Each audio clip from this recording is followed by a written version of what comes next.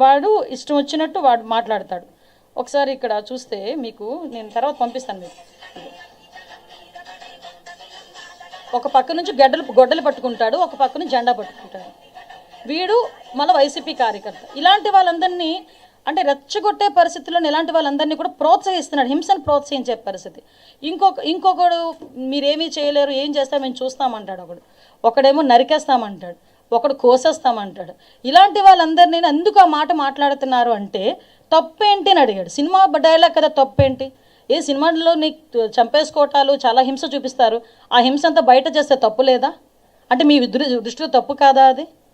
దాని గురించి ఎవరైనా మేము ఏదైనా పోలీస్ కేసు పెడితే అదేదో పోలీసులు హింసించేస్తున్నారు అన్నట్టుగా మాట్లాడే పరిస్థితి కనిపిస్తూ ఉంటే నిజంగా చాలా బాధ అనిపిస్తూ ఉందండి. రాజకీయాలు ఇలాంటి వాళ్ళు ఉండడం అన్నది అర్హత లేని పరిస్థితి.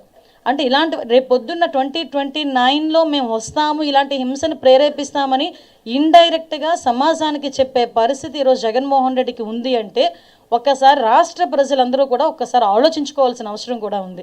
దయచేసి నేను ఒకటే చెప్తున్నా, నేను మళ్ళీ చెప్తున్నానండి. ఈరోజు మేము ఇంకొక విషయం చెప్పాలండి. మీరైనా మేమైనా ఎవరైనా రోడ్డు మీద వెళ్తుంటే పక్కన ఒక యాక్సిడెంట్ జరిగింది అనుకోండి, ఆటోమేటిక్గా దిగి వాళ్ళకి ఏం జరిగిందో చూసుకుని బాధ్యత